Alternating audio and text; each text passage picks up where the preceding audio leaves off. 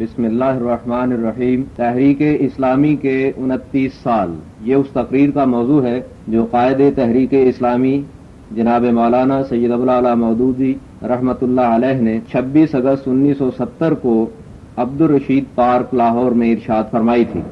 2 گھنٹے کے اس تاریخی خطاب سے جہاں قائد انقلاب کی برپا کردہ تحریک اسلامی کی مختصر لیکن جامع اور مستند تاریخ سامنے آ جاتی ہے، وہاں بر صغیر پاک و ہند کی سیاسی، تمدنی، تہذیبی اور دینی تاریخ کے بہت سے ایسے گوشے بے نقاب ہوتے ہیں جو اس سے پہلے اتنی عمدگی اور صحت کے ساتھ کبھی منصہ شہود پر نہیں آئے تھے۔ سماعت فرمائیے اس تاریخی تقریر کا ریکارڈ۔ خطاب فرما رہے ہیں جناب سید مودودی رحمۃ اللہ علیہ۔ الحمدللہ العلی العظیم والصلاة والسلام علی رسولہ الکریم وعلی آلہ واصحابہ اجمعین۔ محترم رفقاء اور معزز حاضرین، آج سے ٹھیک 29 سال پہلے اسی تاریخ کو ایک چھوٹا سا واقعہ پیش آیا تھا، جس کو اس زمانے میں کوئی خاص اہمیت حاصل نہیں تھی، اور وہ واقعہ یہ تھا کہ اسی شہر لاہور کے محلے اسلامیہ پارک میں مولانا ظفر اقبال صاحب کی کوٹھی کے قریب ایک چھوٹی سی کوٹھی کے کمرے میں ایک جماعت قائم کی گئی تھی، جس میں تقسیم سے قبل متحدہ ہندوستان کے تمام گوشوں سے 75 آدمی شریک ہوئے تھے۔ اس جماعت کا نام جماعت اسلامی رکھا گیا تھا، جس کو آج اس ملک ہی میں نہیں بلکہ دنیا کے بہت بڑے حصے میں لوگ اچھی طرح جانتے۔ یہ ایک اتفاقی واقعہ نہیں تھا کہ کسی شخص کے دل میں یکایک ایک شوق چرایا ہو کہ اپنی بھی ایک جماعت بنا ڈالے، اور اس نے کچھ لوگوں کو جمع کر کے ایک جماعت بنا لی، بلکہ یہ میرے 22 سال کے مسلسل تجربات اور مشاہدات اور مطالعے اور غور و خوض کا نچوڑ تھا، جس نے ایک اسکیم کی شکل اختیار کی تھی، اور اسی اسکیم کے مطابق جماعت اسلامی بنائی گئی۔ آج پہلی مرتبہ میں جماعت اسلامی کے اس تاریخی پس منظر کو بیان کر رہا ہوں۔ اس سے پہلے میں نے کبھی اپنی کسی تحریر یا تقریر میں اس کو بیان نہیں، اپنے قریبی ساتھیوں کے سامنے بھی کبھی کبھار اس کے بعد اجزاء کا ذکر کیا ہے، لیکن ایک مربوط شکل میں ایک تاریخ کے طور پر اس کو بیان کرنے کی ضرورت میں نے کبھی محسوس نہیں کی تھی، مگر آج اس لیے اس کی ضرورت محسوس کر رہا ہوں کہ کہیں میں اس تاریخ کو اپنے ساتھ قبر ہی میں نہ لے جاؤں، اور لوگوں کو بھی معلوم ہو جائے کہ وہ میرے کیا تجربات اور مشاہدات تھے، اور میرے مطالعے اور غور و خوض کے کیا نتائج تھے جنہوں نے جماعت اسلامی کی اسکیم کی شکل اختیار کی۔ میں نے جب اس دنیا میں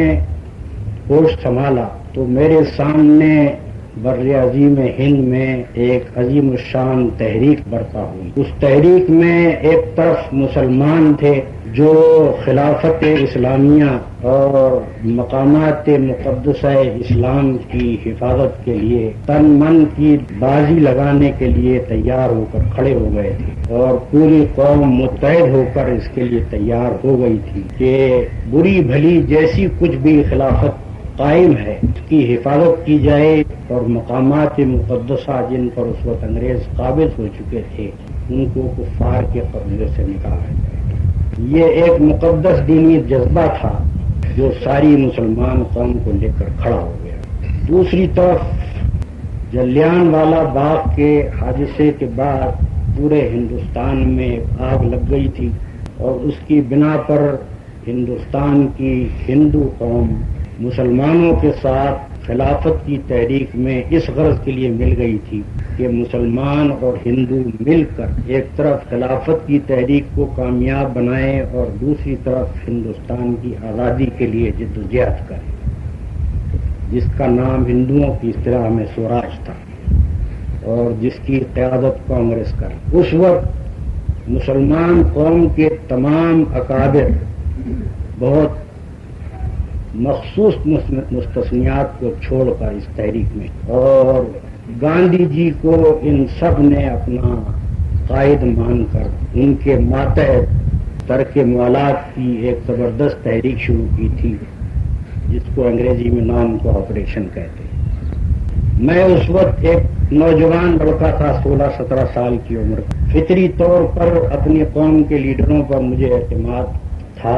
ہونا چاہیے تھا۔ ایک مسلمان ہونے کی حیثیت سے فطری طور پر میرے دل میں اس بات کا غم تھا کہ مسلمانوں کی ایک رہی سہی سلطنت دنیا میں جو باقی تھی، یعنی ترکوں کی سلطنت، وہ مٹ رہی ہے۔ ایک رہی سہی خلافت جو مسلمانوں کی باقی تھی، جو مسلمانوں کو جمع کر سکتی تھی، وہ ختم ہوتی نظر آ رہی ہے، اور مسلمانوں کے تمام مقامات مقدسہ خطرے میں پڑے ہوئے۔ ایک مسلمان ہونے کی حیثیت سے فطری طور پر میرے اندر یہ جذبہ تھا، اور اسی بنا پر میں بھی اس تحریک میں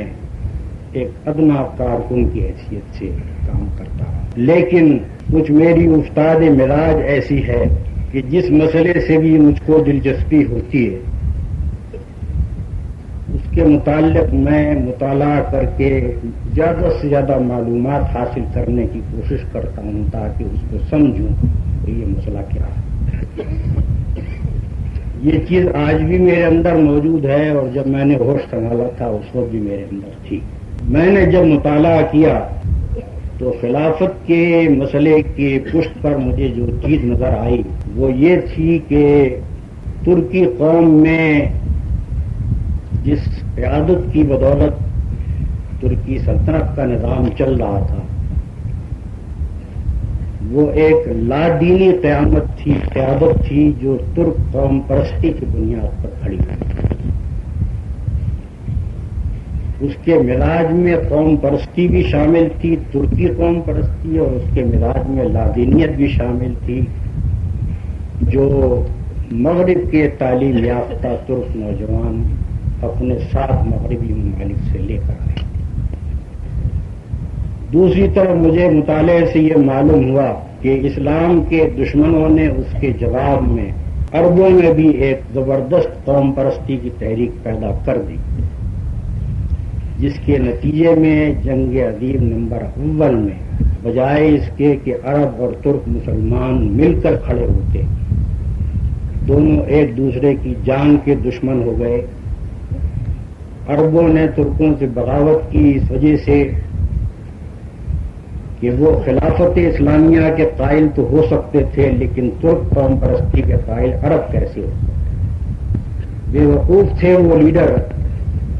جو ایک ایسی سلطنت کو چلا رہے تھے جس میں خالی ترکی آباد نہ تھے، بلکہ عرب اور کرد اور دوسری قوموں کے مسلمان بھی شامل تھے، مگر انہوں نے اس سلطنت کو ترکی قوم پرستی کی بنیاد پر، اور نادان تھے وہ لیڈر جو خلافت اسلامیہ کا بار سنبھالے ہوئے تھے اور لادینیت کی بنیاد پر اس کو چلانا چاہتے تھے، اور نادان تھے وہ عرب کہ جنہوں نے عیسائیوں اور یہودیوں کے فریب میں آ کر ان ترکوں کے مقابلے میں عرب قوم پرستی اختیار کی اور اپنے ہاتھ سے عرب ممالک کو فتح کر کے انگریزوں کے حوالے کی۔ یہ تاریخ جب میرے سامنے آئی، میں نے اس کا مطالعہ کیا تو میرے دل میں یہ کھٹک پیدا ہوئی کہ یہ خلافت کی تحریک جس کے اوپر مسلمانوں نے اپنا سب کچھ لگا دیا ہے اور پوری قوم صرف اس تحریک کے لیے کھڑی ہوئی ہے، اس تحریک کی اپنی کوئی جڑ بنیاد نہیں ہے۔ ہمارے اس ملک کا کوئی مسئلہ نہیں ہے جس کے لیے ہم جمع ہوئے ہیں، بلکہ ہمارے ملک کے باہر کا ایک مسئلہ ہے جس پر جو ہمارے قابو کے اندر نہیں ہے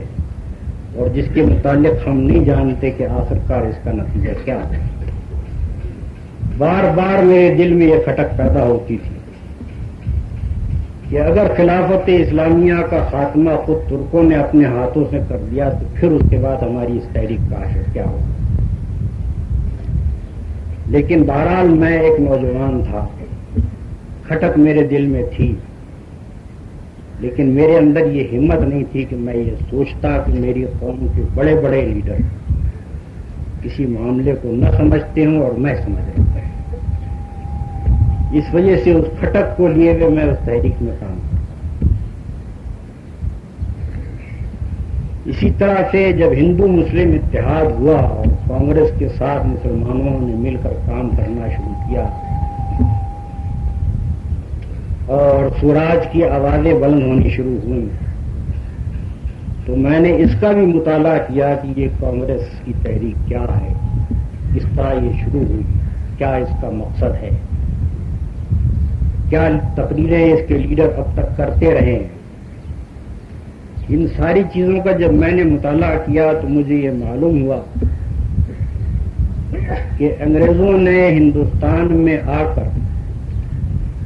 اپنے ملک پر قیاس کرتے ہوئے ہندوستان کی آبادی کو بھی ایک قوم فرض کر لیا، اور اس ایک قوم کے اندر اس نے جمہوری نظام اپنے ملک کے نظام کے طریقے کے اوپر قائم کرنا شروع کر دیا، جمہوری ادارات قائم کرنے شروع کر دیے۔ ہندو قوم کے لیے یہ بات سب سے زیادہ مفید تھی، کیونکہ ہندو اکثریت میں تھے۔ وہ یہ سمجھتے تھے کہ ہندوستان کے تمام باشندوں کو ایک قوم قرار دے کر ایک جمہوری نظام چلانے کی صورت میں جتنا فائدہ بھی ہے وہ ان کو حاصل ہوگا، اور آخر کار مسلمان ان کے ماتحت اور ان کے ایک طرح سے عملاً غلام بن کر رہ جائیں۔ یہ بات جب میرے سامنے آئی کانگریس کی تحریک کا مطالعہ کرنے کے بعد، تو دوسری کھٹک میرے دل میں یہ پیدا ہوئی کہ ہماری قوم کے اکابر کیا سوچ کر کانگریس کے ساتھ یہ اتحاد کر رہے ہیں۔ اس زمانے میں بلکہ اس کے بعد کئی سال تک برابر مسلمانوں کے تمام سیاسی لیڈر اس بات کو تسلیم کرتے رہے کہ واقعی یہاں ہندوستان میں ایک آزاد جمہوری حکومت کسی اصول پر بننی چاہیے کہ یہاں کے باشندے ایک قوم ہیں، اور اس کے اندر مسلمانوں کو صرف آئینی تحفظات حاصل ہونے چاہیے۔ سالہ سال تک مسلمانوں کے لیڈر اسی بنیاد پر کام کرتے ہیں، مگر میرے دماغ میں کسی طرح یہ بات نہیں اترتی تھی کہ مسلمان اور غیر مسلم یہ ایک قوم کیسے ہو سکتے ہیں، اور ان کو ایک قوم بنا کر جو جمہوری نظام بنایا جائے گا اس کے اندر مسلمانوں کے لیے تحفظ کیسے ہو۔ آئینی تحفظات کے متعلق جتنا میں غور کرتا تھا میں یہ محسوس کرتا تھا کہ وہ اس وقت تک تو کام دے سکتے ہیں جب تک کہ ہندوستان پر انگریزوں کی حکومت قائم رہے، کہ وہ ان آئینی تحفظات کا تحفظ کریں، لیکن اگر کبھی ہندوستان انگریزوں کے قبضے سے نکلے اور آزاد ہندوستان ہو تو مسلمان آئینی تحفظات کی دستاویز کو ہاتھ میں لیے پھریں گے، اور ہندو جو چاہیں گے کریں گے، اور مسلمانوں کے پاس کوئی طاقت نہیں ہوگی کہ اپنے آپ کو اس سے بچا سکے۔ یہ کھٹک بھی برابر میرے دل میں رہی، لیکن جیسا کہ میں نے آپ سے کہا اس عمر کے ایک نوجوان کے لیے یہ خیال کرنا بڑا مشکل تھا کہ میں معاملات کو زیادہ سمجھتا ہوں اور میری قوم کے بڑے بڑے لیڈر نہیں سمجھتے، تو اس کی میں ہمت نہیں کرتا تھا کہ میں کسی چیز کا ذکر کروں، لیکن یہ کھٹک برابر میرے دل میں رہی۔ 1924 میں آ کر وہ تمام اندیشے جو میرے دل میں تھے وہ یکلخت واقعے کی شکل میں ظاہر ہو گئے، اور اس کا نتیجہ یہ ہوا کہ مسلمان قوم کی قیادت کے اوپر سے میرا اعتماد اٹھ گیا۔ آج پہلی مرتبہ آپ کو بتا رہا ہوں کہ 1924 میں مسلمان قیادت کے اوپر سے میرا اعتماد اٹھ گیا۔ کیوں؟ 1924 میں آ کر مصطفیٰ کمال نے خلافت عثمانیہ کے خاتمے کا خود اعلان کر دیا، جس خلافت کی حفاظت کے لیے پوری مسلمان قوم کھڑی ہوئی تھی، اپنے ملک کے تمام مسائل کو نظر انداز کر کے جس خلافت کے لیے دنیا بھر سے وہ لڑنے کے لیے کھڑی ہوئی تھی، اس خلافت کے حاملین نے خود اس بوجھ کو اتار کر سامنے پھینک دیا، اور ہندوستان کے مسلمان دیکھتے کہ دیکھتے رہ گئے کہ جس چیز کے لیے ہم لڑ رہے تھے وہ کہاں گئی.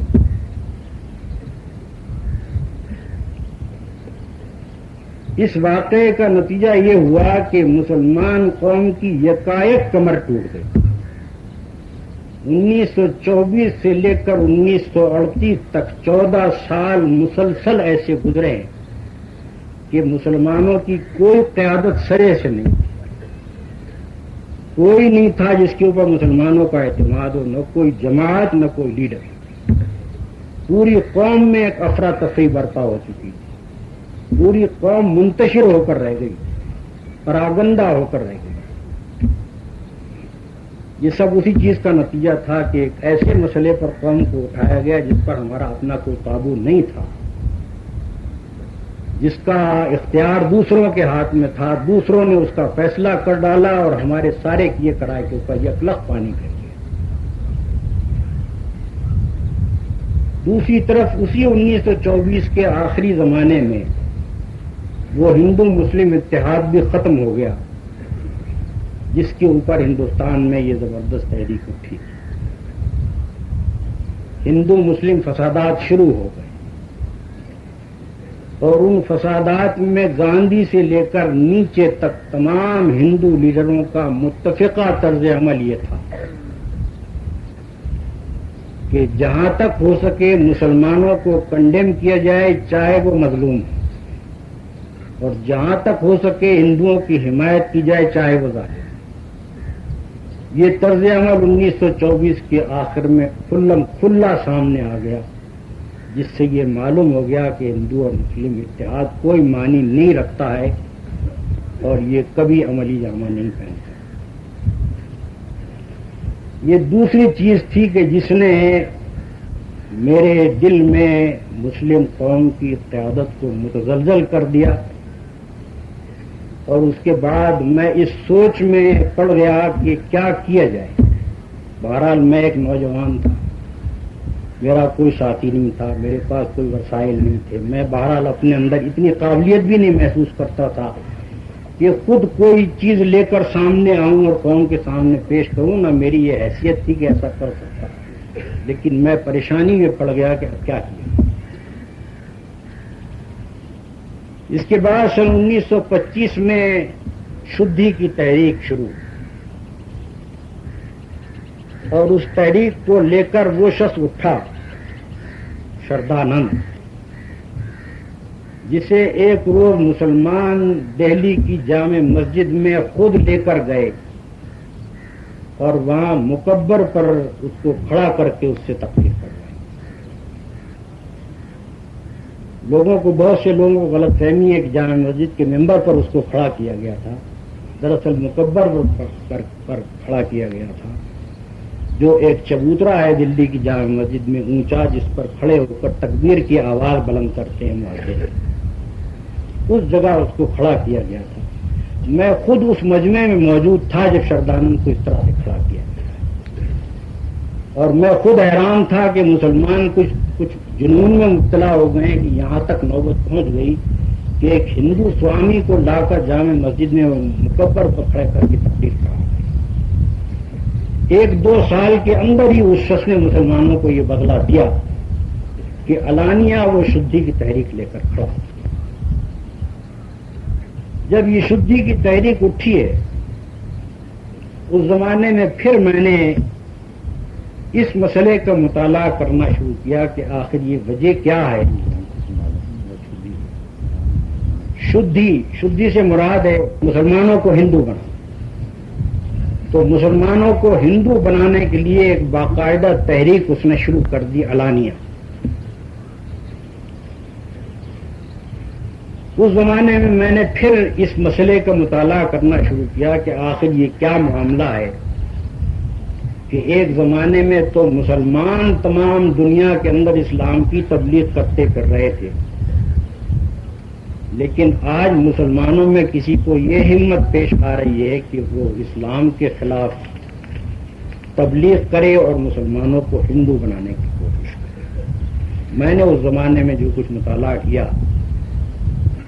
اس مطالعے سے میں اس نتیجے پر پہنچا کہ مسلمان حقیقت میں ایک مشنری قوم کا نام ہے، محض ایک قوم کا نام نہیں۔ مسلمان اس قوم کا نام ہے جو ایک مشن اپنا دنیا میں رکھتی ہے۔ اسلام کی تبلیغ کبھی پیشہ ور مبلغین کے ذریعے سے نہیں ہوئی ہے، بلکہ ہر مسلمان ایک پیدائشی مبلغ ہے۔ مسلمان ہونے کی حیثیت سے اس کا کام یہ ہے کہ نہ صرف یہ کہ وہ خود مسلمان ہو، بلکہ اپنے قول سے، اپنے عمل سے، اپنے کردار سے، اپنی گفتار سے، اپنی رفتار سے، اپنی ہر چیز سے اسلام کی تبلیغ کرے اور دوسروں کے اوپر اثر ڈالے۔ جب تک مسلمانوں میں یہ مشنری قوم ہونے کی حیثیت سے باقی رہی، انہوں نے بغیر تلوار کے محض تبلیغ کی بدولت ملک کے ملک فتح کر ڈالا۔ پورا انڈونیشیا، کبھی وہاں مسلمان تلوار لے کر نہیں پہنچے تھے، تبلیغ کی بدولت مسلمان ہوا۔ پورا ملیشیا، مشرقی افریقہ، وسطی افریقہ، مغربی افریقہ، یہ سارے وہ ممالک ہیں کہ جہاں مسلمان نے اپنے کردار سے، اپنے طرز عمل سے، اپنی گفتار سے، اپنی ایک ایک چیز سے لوگوں پر اثر ڈالا ہے اور قوموں کی قوموں کو مسلمان بنایا۔ خود اسی ہندوستان میں یہ کروڑوں مسلمان جو پائے جاتے ہیں، ہندوستان سے مراد وہ متحدہ ہندوستان، جب میں بیٹھ کر یہ سوچ رہا تھا تو میں سوچ رہا تھا کہ اسی ہندوستان میں یہ کروڑوں مسلمان جو پائے جاتے ہیں، یہ سارے باہر سے تو نہیں آئے ہیں، یہیں اسی ہندوستان کی قوموں میں سے مسلمان ہوئے۔ تو کوئی تبلیغی اسپرٹ تھی مسلمان قوم میں، کیونکہ تاریخ سے یہ پتہ نہیں چلتا کہ مسلمان بادشاہوں نے اسلام پھیلایا۔ کوئی تبلیغی اسپرٹ تھی مسلمانوں میں ابتداً، جس کی بدولت یہاں اسلام پھیلا اور لوگ اتنی کثیر تعداد میں مسلمان۔ میں نے محسوس کیا کہ مسلمان قوم نے اپنے ایک مبلغ قوم ہونے کی حیثیت کو فراموش کر دیا ہے، صرف ایک قوم بن کر رہے ہیں۔ اب اگر وہ تبلیغ کر رہے ہیں اپنے کردار سے تو اس بات کی کر رہے ہیں کہ جتنا جھوٹا کوئی غیر مسلم ہو سکتا ہے اتنا ہی جھوٹا ایک مسلمان ہو سکتا ہے، جتنا بددیانت ایک غیر مسلم ہو سکتا ہے ویسا ہی بددیانت ایک مسلمان ہو سکتا ہے۔ کلمے سے انسان کے اندر کوئی فرق واقع نہیں ہوتا، مسلمان بھی رشوت خواری کرتا ہے، غیر مسلم بھی کرتا ہے۔ جب مسلمان اپنی یہ حیثیت دوسری قوموں کے سامنے پیش کر رہے ہوں تو اس کے بعد کوئی معقول وجہ نہیں ہے کہ یہاں اسلام پھیلے۔ اس کے بعد ہندوؤں کے اندر یہ ہمت ہو سکتی ہے کہ وہ شدھی کی تحریک چلائیں اور مسلمانوں سے یہ کہیں کہ تمہارے آبا و اجداد ہندو تھے اور تم اپنے آبائی مذہب کی طرف پلٹ آؤ، کیونکہ کوئی خاص فرق واقع نہیں ہوا تمہارے مسلمانوں میں۔ اسی زمانے میں میں نے ایک سلسلہ مضامین لکھا تھا جو 44 برس کے بعد اب شائع ہوا ہے، اسلام کی قوت کا سرچشمہ۔ اس میں میں نے اپنے اس مطالعے کے سارے نتائج بیان کیے اور اس وقت سے آج تک میرے دماغ میں یہ بات بسی بھی ہے کہ مسلمانوں کی نجات اگر ہے تو وہ اس میں ہے کہ وہ پھر ایک مبلغ قوم کی حیثیت اختیار کریں، محض مسلم قوم کی حیثیت سے نہ رہیں۔ اس کے بعد دوسرے سال سن 1926 میں سوامی شردانند کو ایک مسلمان نے قتل کر دیا، جس نے شدھی کی تحریک شروع کی تھی۔ ایک مسلمان اٹھا اور اس نے جا کر اس کو قتل کر دیا۔ اس کے بعد اسلام کے خلاف حملوں کا ایک زبردست سلسلہ شروع ہوا سارے ہندوستان میں، حتیٰ کہ گاندھی جی تک بول اٹھے اور انہوں نے بھی اسلام کے متعلق کہا کہ یہ تلوار کا مذہب ہے، یہ تشدد کا مذہب ہے۔ اس زمانے میں مجھے خیال پیدا ہوا کہ میں اس پورے جہاد کے مسئلے کا مطالعہ کروں اور اس کو سمجھوں اور اسے بیان کروں۔ میرے اسی مطالعے کا نتیجہ میری وہ کتاب الجہاد فی الاسلام ہے، یہاں موجود ہے۔ اس مطالعے کے دوران میں یہ بات میرے اوپر واضح ہوئی کہ اسلام دراصل اس لیے دنیا میں نہیں آیا ہے کہ حکومت کفر کی ہو اور مسلمان اس کے اندر کفر کے ماتحت ضمنی بن کر رہے.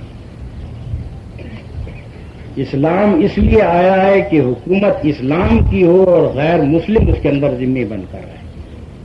جس طرح سے 1 سال پہلے میں اس نتیجے پر پہنچا تھا کہ مسلم ملت در حقیقت ایک مبلغ قوم ہے، اسی طرح سے 1926 میں اور اس کے بعد کے 1-2 سال میں جو مطالعہ میں نے کیا، اس سے میں اس نتیجے پر پہنچا کہ اسلامی حکومت در حقیقت ایک مشنری حکومت ہے. اسلامی حکومت فقط ملک کا انتظام چلانے کے لیے نہیں ہے. اسلامی حکومت اس لیے ہے کہ وہ اپنے عدل اور انصاف سے، اپنی دیانتداری سے، اپنی غربا پروری سے، اپنے نیک طرز عمل سے تمام دنیا کے سامنے اسلام کی صداقت کی تبلیغ کرے. محض تقریروں سے نہیں بلکہ اس کا نظام عدل، اس کی پولیس، اس کی فوج، اس کی ایک ایک چیز یہ بتا رہی ہو کہ مسلمان میں اور غیر مسلم میں کیا فرق ہوتا ہے. مسلمان حکومت در حقیقت ایک مبلغ حکومت ہوتی ہے اور مسلمان حکومت کا کام دنیا میں خدا کا کلمہ بلند کرنا اور جہاد کا اصل مقصود یہ ہے. یہ چیز بھی اس زمانے میں میرے ذہن نشین ہو گئی جو بعد میں مسلسل میرے ذہن میں کام کرتی رہی. جیسا کہ میں ابھی بتا چکا ہوں آپ کو، 1924 کے بعد مسلمان قوم میں ایک شدید انتشار برپا ہوا. اس انتشار کے دور میں پے در پے ایسی صورتحال پیدا ہوتی چلی گئی جس سے مجھے یہ محسوس ہوا کہ مسلمان سیدھے تباہی کی طرف چلے جا رہے ہیں. میں 3-4 چیزیں بطور مثال آپ کو بتانا چاہتا ہوں. اسی زمانے میں ترکی میں اور ترکی کی نقل اتارتے ہوئے افغانستان اور ایران میں مغربی تہذیب کا بہت زور شور سے ایک طوفان اٹھا. مسلمانوں کے قومی لباس کو تبدیل کیا گیا، ترکی میں یکایک رسم الخط تبدیل کیا گیا، شریعت اسلامیہ کو منسوخ کیا گیا اور یورپین ممالک سے قوانین لا کر نافذ کیے گئے. ان ساری چیزوں کا اثر ہندوستان کے مسلمانوں پر پڑنا ہے.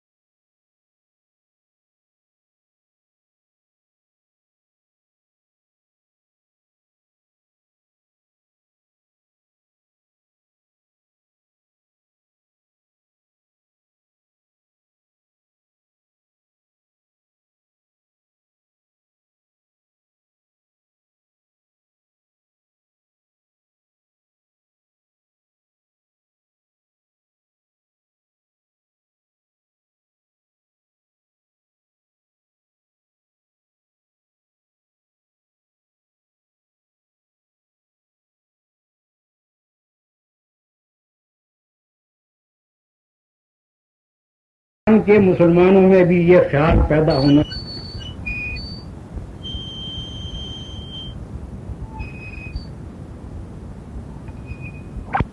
بہت سے لوگ ایسے بھی کھڑے ہو گئے جو رسم الخط تک تبدیل کرنے کے لیے تیار ہیں۔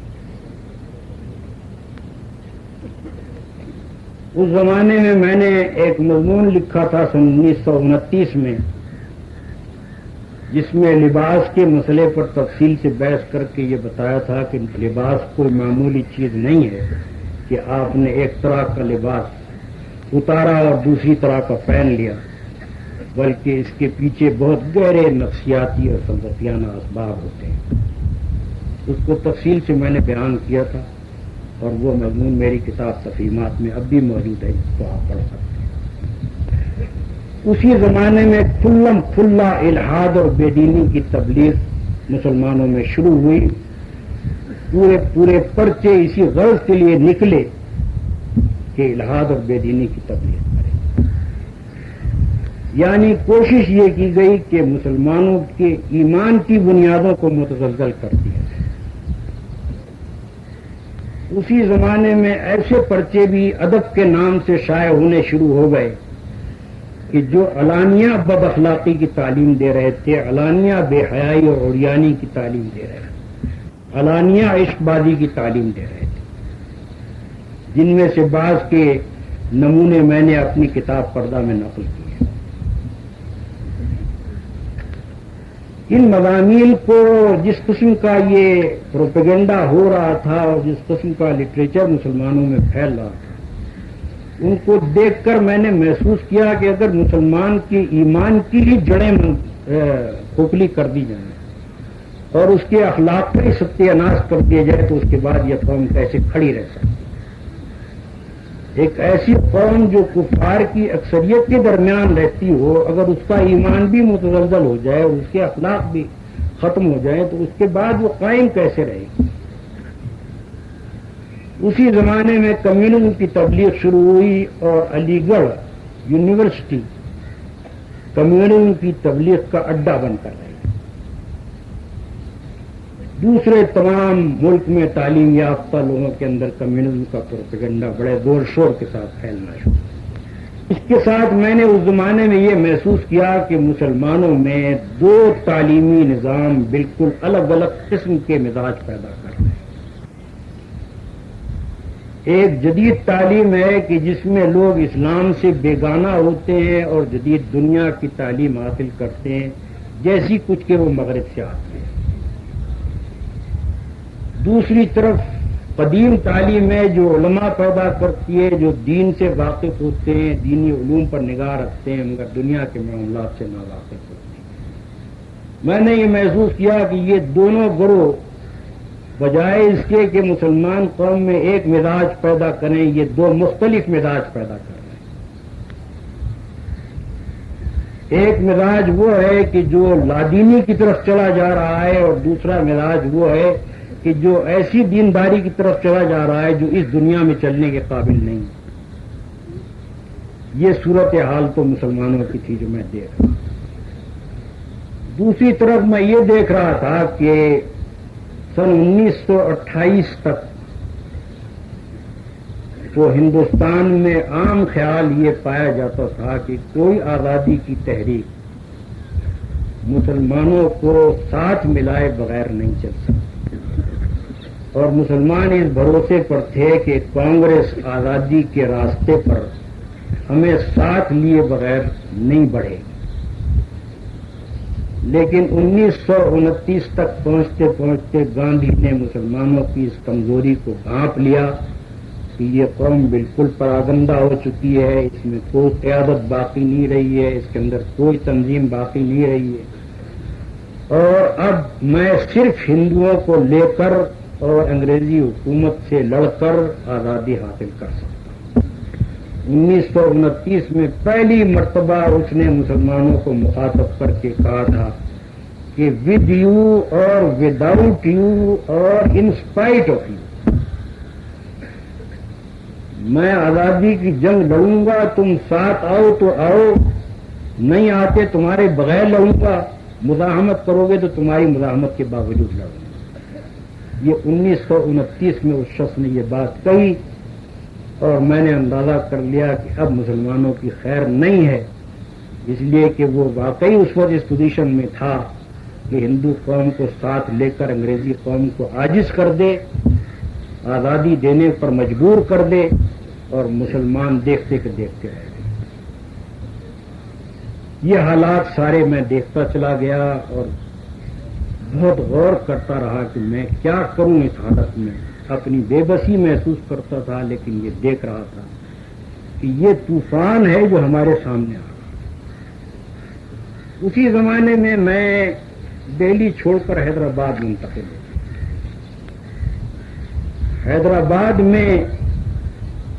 جیسا کہ آپ کو معلوم ہے اتنی بڑی ریاست تھی کہ دنیا کی بعض دوسری آزاد ریاستوں سے بھی وہ بڑی، اپنے رقبے کے اعتبار سے، اپنی آبادی کے اعتبار سے، اپنی آمدنی کے اعتبار سے۔ مسلمانوں کے ہاتھ میں وہاں حکومت تھی۔ اس حکومت نے عثمانیہ یونیورسٹی جیسی یونیورسٹی قائم کر کے اردو زبان کو ذریعہ تعلیم بنایا اور ایک ایسا تجربہ کیا کہ جو اس سے پہلے بھی نہیں کیا گیا تھا، اور اس کے بعد اس کے پاکستان قائم ہونے کے بعد آج تک پاکستان کی مسلمان حکومت بھی نہیں کر سکی، لیکن وہاں یہ تجربہ کیا گیا۔ مسلمان حکمراں تھے، مسلمانوں کو دیکھ کر وہاں یہ محسوس ہوتا تھا، آدمی کو فخر محسوس ہوتا تھا کہ ہم کسی ایسی سرزمین میں آ گئے ہیں کہ جہاں حکومت مسلمانوں کے ہاتھ میں۔ لیکن اس ظاہر کے خوشنما پردے کے پیچھے جب میں نے دیکھا تو مجھے معلوم ہوا کہ نظام کی عظیم الشان سلطنت کا فخر ریت پر تعمیر ہوا۔ ریاست حیدرآباد کی کل آبادی مسلمان آبادی 15% تھی، باقی 85% مسلمان ہندو آبادی۔ مسلمان تمام تر منحصر تھے سرکاری ملازمتوں پر یا حکومت کے مناصب پر۔ تجارت، صنعت و حرفت سب ہندوؤں کے ہاتھ میں تھی۔ دیہات پورے کے پورے ہندوؤں کے ہاتھ میں تھے۔ مسلمان دیہات سے غائب تھے، آٹے میں نمک کے برابر بھی نہیں تھے۔ شہروں تک مسلمانوں کی آبادی تھی۔ میں نے یہ محسوس کیا کہ جو آزادی کی تحریک ہندوستان میں چل رہی ہے، جس وقت یہ زور پکڑے گی تو یہ قصر جو عظیم الشان نظر آ رہا ہے یہ ایک ٹھیس میں ختم ہو جائے۔ اس زمانے میں نے وہاں بہت سے لوگوں سے مل کر، جو سمجھدار لوگ تھے، ان کو سمجھایا کہ خدا کے لیے کوئی کوشش اس وقت کرو کہ یہاں اسلام کی تبلیغ ہو کر مسلمانوں کی آبادی بڑھائی جائے۔ مگر میں نے وہاں محسوس کیا کہ نظام کی حکومت گویا ایک افیون ہے جس کو کھا کر مسلمان پڑے ہوئے ہیں۔ اگر ان کو فکر ہے تو صرف یہ کہ نظام کی حکومت کو تھامیں اور اس کی حفاظت کریں، لیکن یہ فکر نہیں ہے کہ اس کی جڑ مضبوط کریں۔ یہ حالات تھے جن میں نے رسالہ ترجمان قرآن کی ابتدا 1932 میں کی۔ اس وقت جو ترتیب میرے ذہن میں تھی وہ یہ تھی کہ سب سے پہلا کام یہ ہے کہ مسلمانوں کے دماغ پر مغربی تہذیب اور مغربی الحاد اور افکار کا جو غلبہ ہے اس کو توڑا جائے، اور مسلمانوں کے یہ ذہن نشین کیا جائے کہ اسلام اپنا ایک نظام زندگی رکھتا ہے، اپنا ایک معاشی نظام رکھتا ہے، اپنا ایک سیاسی نظام رکھتا ہے، اپنا ایک تہذیب و تمدن کا نظام رکھتا ہے۔ مسلمانوں کے دماغ سے اس خیال کو نکالا جائے کہ تمہیں دنیا میں کوئی تمدن اور تہذیب قائم کرنے کے لیے کہیں سے بھیک مانگنے کی ضرورت نہیں ہے، تمہارے اپنے پاس پورا کا پورا ایک نظام زندگی موجود ہے اور وہ دنیا کے دوسرے نظاموں سے بہتر ہے، اور پوری تنقید کر کے یہ بتایا جائے کہ مغرب کے جس نظام سے وہ مرعوب ہیں وہ اپنے ہر پہلو میں کیا کیا کمزوریاں رکھتا ہے۔ میرا یہ خیال تھا کہ پہلا کام کرنے کا یہ ہے، کیونکہ اس کے بغیر آگے قدم نہیں بڑھائے گا۔ 1932 سے میں نے اس کام کو کرنا ہے۔ اس کے بعد سن 1937 میں مجھے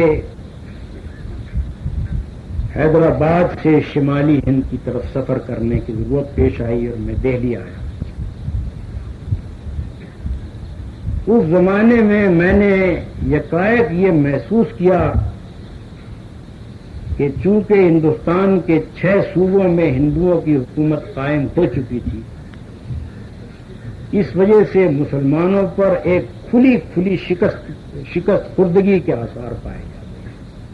جدھر میں گیا میں نے محسوس کیا کہ مسلمان اپنے آپ کو ایک شکست خوردہ قوم محسوس کر رہے ہیں۔ دہلی سے میں جب واپس حیدرآباد گیا ہوں تو ریل میں ایک مشہور ہندو لیڈر ڈاکٹر کھرے اتفاق سے اسی کمپارٹمنٹ میں تھے جس میں تھا، اور بہت سے مسلمان بھی اس کمپارٹمنٹ میں موجود تھے۔ مسلمان ڈاکٹر کھرے سے بالکل اس طرح بات کر رہے تھے جیسے ایک محکوم قوم کے افراد ایک حاکم قوم کے ایک آدمی سے بات کرتے ہیں۔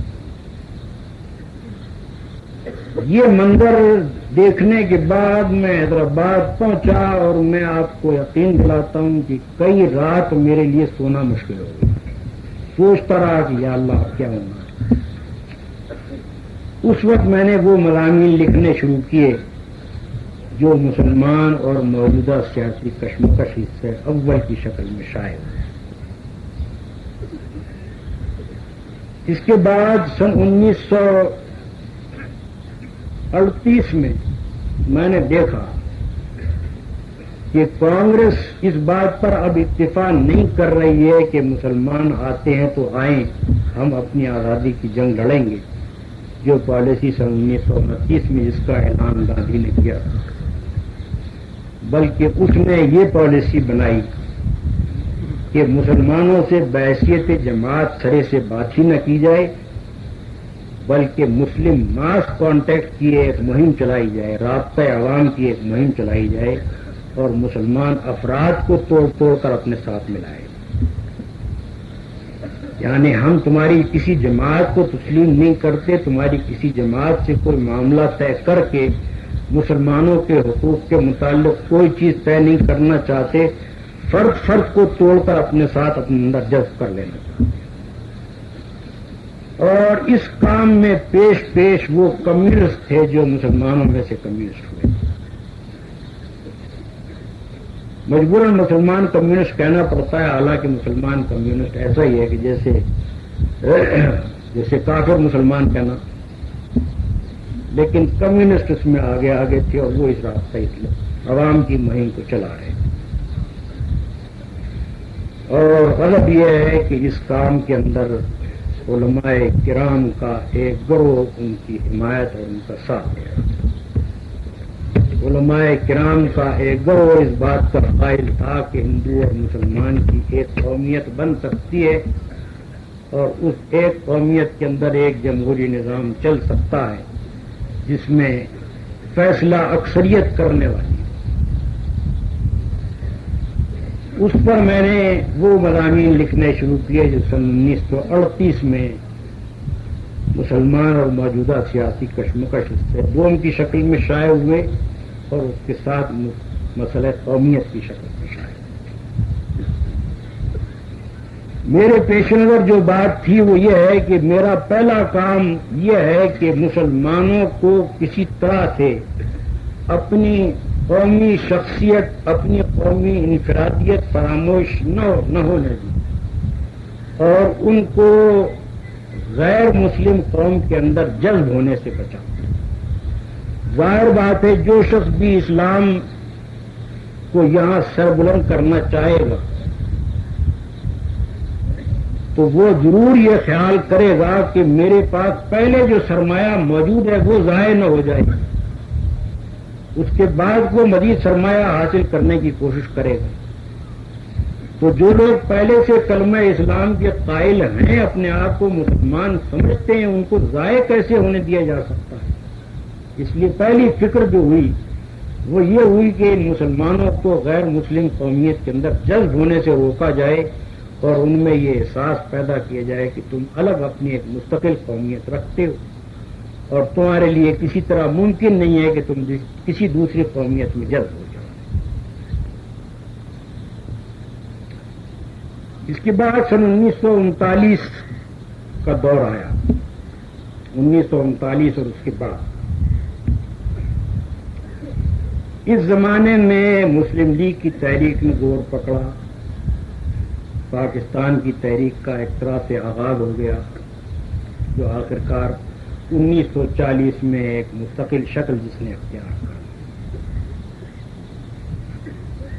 اب اس زمانے میں جو مسئلہ میرے نزدیک اہم تھا وہ یہ تھا کہ مسلمانوں کو اس بات کا احساس دلایا جائے کہ تم محض ایک قوم نہیں، تمہارا مقصود محض ایک قومی حکومت کا قیام نہیں ہونا چاہیے، تمہارا مقصود ایک اسلامی حکومت کا قیام ہونا چاہیے۔ تم ایک مبلغ قوم ہو، تم ایک مشنری قوم ہو، اپنے مشن کو کبھی مت بھولو۔ تمہیں وہ حکومت قائم کرنی چاہیے کہ جو دنیا میں اسلام کے لیے مشنری حکومت کا کام کرے۔ یہ چیز اس وقت میرے پیش نظر تھی اور میں برابر یہ دیکھ رہا تھا کہ مسلمان قوم خدا کے فضل سے ہندو قوم میں جذب ہونے سے تو اب بچ گئی، اس کے اندر اپنی قومیت کا احساس اب اتنا مضبوط پیدا ہو گیا ہے کہ کسی نہرو اور کسی گاندھی کے بس کا اب یہ کام نہیں ہے کہ ان کو ہندوؤں کے اندر جذب کر سکے۔ اب جو اہم مسئلہ میری نگاہ میں تھا وہ یہ تھا کہ مسلمانوں کو یہ احساس دلایا جائے۔ اسی غرض کے لیے میں نے وہ کتاب لکھی تھی جس کا نام مسلمان اور موجودہ سیاسی کشمیر۔ وہ مضامین سن 1939 سے 1940 تک اور اس کا بعد حصہ 1941 تک لکھا گیا۔ اس کے متعلق جس کا جو جی چاہے کہے، مجھے اس کی کوئی پرواہ نہیں۔ میں اپنی جگہ ایمانداری سے یہ سمجھتا ہوں کہ اس وقت میرا یہ فرض تھا کہ میں مسلمانوں کو اس بات کا احساس دلاؤں کہ محض قومی حکومت تمہارا مقصود نہیں ہونا چاہیے، بلکہ تمہارا مقصود یہ ہونا چاہیے کہ تم ایک اسلامی حکومت قائم کرو، اور ایک اسلامی حکومت قائم کرنے کے لیے جس کیریکٹر کی ضرورت ہے وہ پیدا کرنے کی کوشش کرو۔ لیکن جب میں نے دیکھا کہ میری یہ آواز سدا بصیرہ ثابت ہو رہی ہے، اس کو کوئی قبول کرنے کے لیے تیار نہیں ہے، تو اس کے بعد پھر دوسرا قدم جو میرے سمجھ میں آیا وہ یہ تھا کہ اپنی طرف سے وہ کیریکٹر پیدا کرنے کی کوشش کرنی چاہیے، اس طرح کی ایک جماعت منظم کرنی چاہیے کہ جو آگے چل کر ان دونوں فتنوں کا مقابلہ کرے۔ جس وقت تحریک پاکستان اٹھی ہے اور 1940 میں ریزولوشن پاس ہوا ہے، ظاہر بات ہے کہ اس وقت کوئی شخص بھی یہ یقین کے ساتھ نہیں کہہ سکتا تھا کہ ملک یقیناً تقسیم ہو جائے گا، پاکستان ضرور بن جائے گا، کوئی شخص یہ نہیں کہہ سکتا۔ 1947 کے آغاز تک یہ بات یقینی نہیں تھی کہ پاکستان بن جائے گا۔ اب اس وقت جو سوال میرے سامنے تھا وہ یہ تھا کہ ایک شکل یہ ہے کہ پاکستان کے لیے کوشش کر کے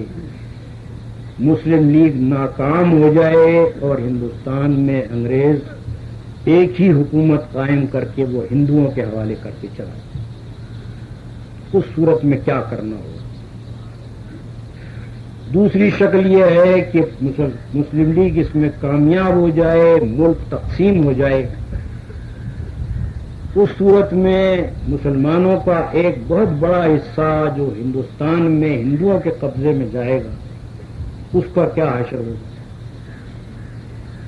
تیسری طرف پاکستان بننے کے بعد جس قسم کے عناصر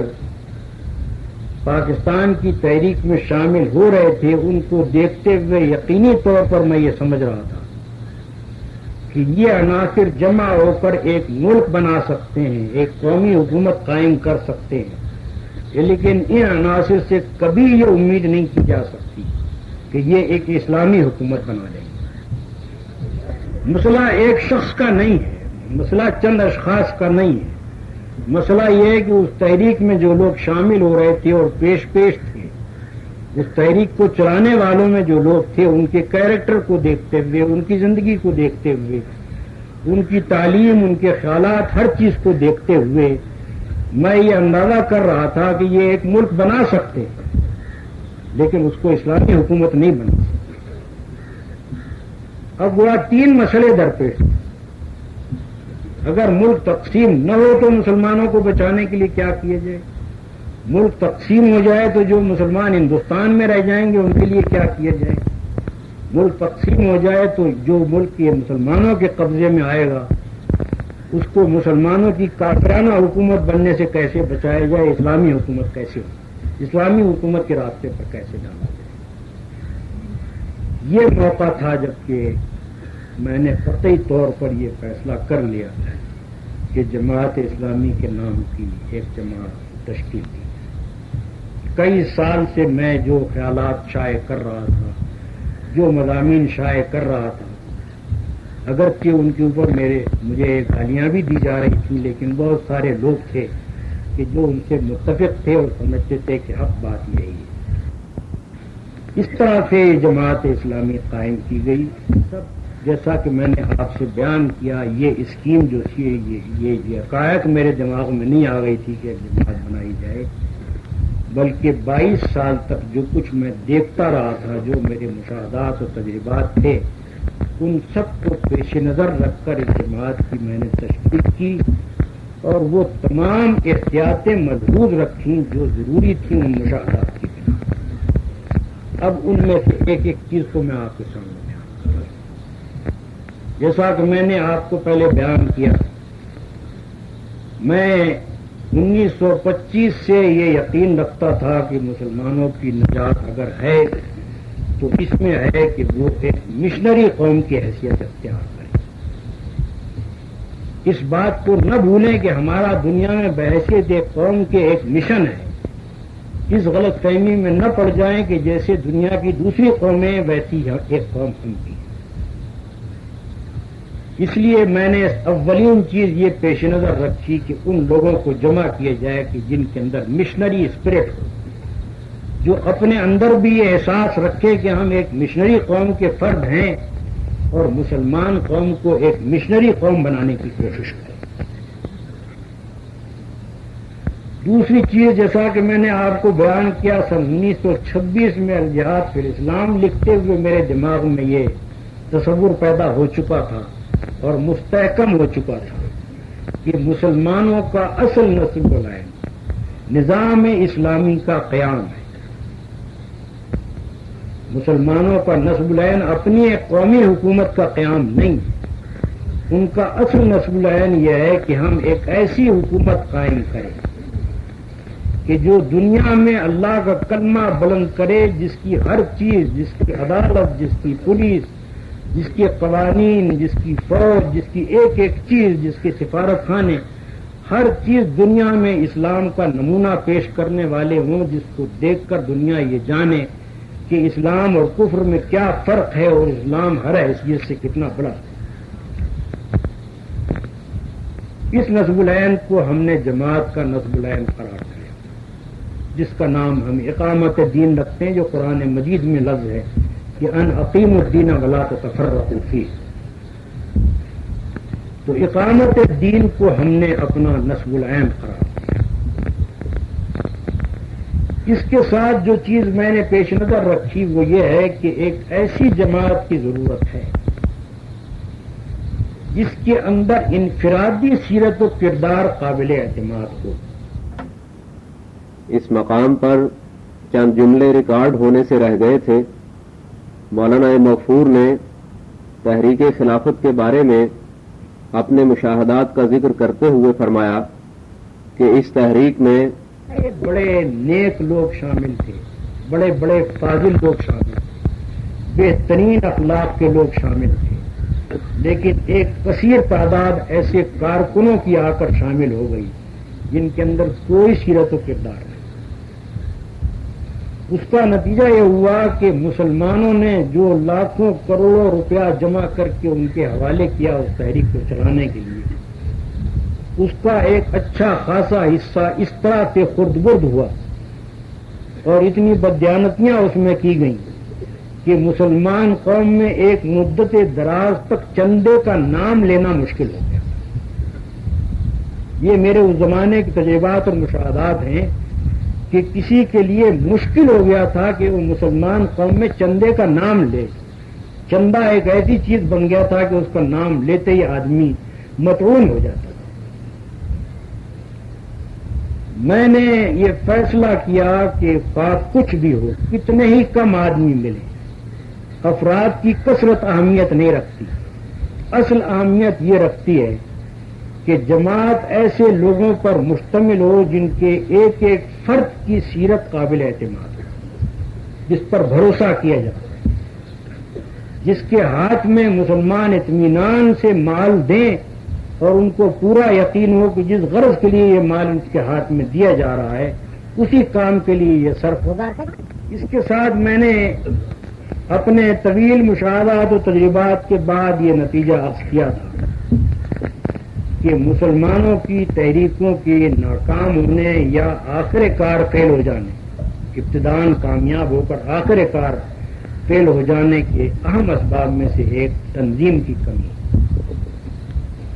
میں نے فیصلہ کیا کہ جماعت اسلامی کا ڈسپلن نہایت سخت اور مضبوط ہونا چاہیے. اس میں ذرہ برابر ڈھیل گوارا نہیں کرنی چاہیے. وہاں کوئی چلا جائے، عزیز سے عزیز آدمی چلا جائے، قیمتی سے قیمتی آدمی چلا جائے، کوئی پرواہ نہ کی جائے، لیکن تنظیم میں ڈھیل پیدا نہیں ہونے دینی چاہیے.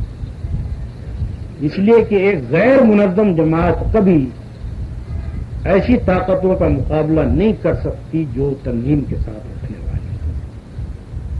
ایک قلیل التعداد جماعت اگر منظم ہو، تنظیم کے ساتھ کام کرے اور حکمت کے ساتھ کام کرے تو وہ پوری ایک قوم کو سنبھال سکتی ہے. لیکن لاکھوں کی بھیڑ آپ جمع کر لیں اور اس کے اندر تنظیم نہ ہو تو وہ کوئی کام نہیں کر سکتی. اس بنا پر ہم نے جماعت میں شریک کرنے کے لیے ایک ایسا معیار تجویز کیا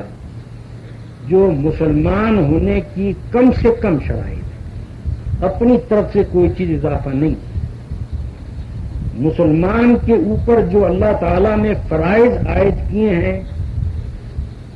ہمارا مطالبہ یہ ہے کہ جو ہمارا رکن بھی ہو وہ ان فرائض کا پابند ہے، ان فرائض کی ادائیگی میں کوئی ڈھیل برداشت نہیں. اسلام نے جس چیز کو حرام کیا ہے، ہمارے ارکان میں کوئی ایسا نہیں ہونا چاہیے جو اس حرام کا ارتکاب کرنے والا ہو. ظاہر بات ہے کہ اگر آپ لوگوں کو برائیوں سے روکنے کے لیے جائیں اور آپ خود اس برائی میں مبتلا ہوں تو آپ کی تبلیغ کا کیا اثر ہو سکتا ہے. اب اس کے ساتھ ہم نے یہ خیال کیا کہ جو لوگ بھی ایسے ہیں جو ہمارے مقصد کو پسند کرتے ہیں لیکن رکنیت کی پابندیاں اور رکنیت کا ڈسپلن قبول کرنے کے لیے تیار نہیں ہیں، ان کو ہم متفق کی حیثیت سے اپنے ساتھ ملائیں تاکہ وہ جتنی کچھ بھی ہمیں مدد کر سکتے ہوں، ہاتھ سے، پاؤں سے، زبان سے، مال سے، جس چیز سے بھی جتنا کچھ بھی ہمارے ساتھ تعاون کر سکتے ہوں کریں، مگر متفق بن کر کریں اور جماعت کے نظم میں دخل نہ دیں. اس طرح سے ہم نے دو کیٹیگریز بنا دی جن پر روز اعتراض ہوتا ہے کہ صاحب جماعت کے اندر تو عجیب صورت حال ہے کہ چند ارکان ہیں، باقی لوگوں کو متفقین میں شامل کیا جاتا ہے.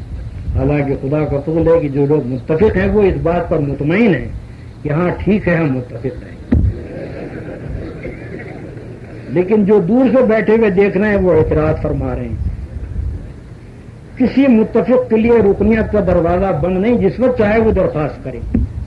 ہم تو خود چاہتے ہیں، ہم تو بارہا کہتے ہیں کہ بھائی برسوں ہو گئے آپ کو متفق بنے ہوئے، خدا کے لیے رکن بننے کی کوشش کیجیے. مگر وہ خود بیچارے جب محسوس کرتے ہیں کہ ہم وہ پابندیاں پوری نہیں کر سکیں گے تو وہ خود رکن ہونے سے پرہیز کرتے ہیں، ورنہ ہماری طرف سے دروازہ بند نہیں. اس کے ساتھ ہم نے یہ کوشش کی، جو میرے پچھلے تجربات تھے ان کی بنا پر میں نے یہ رائے قائم کی کہ محض جدید تعلیم یافتہ لوگوں کی جماعت چاہے اپنی جگہ اسلام کے معاملے میں مخلص، لیکن چونکہ وہ دین کو نہیں جانتی اس وجہ سے وہ ایک دینی نظام قائم نہیں کر سکتے. اور محض دینی تعلیم پائے ہوئے لوگ اگرچہ وہ دین کو خوب جانتے ہیں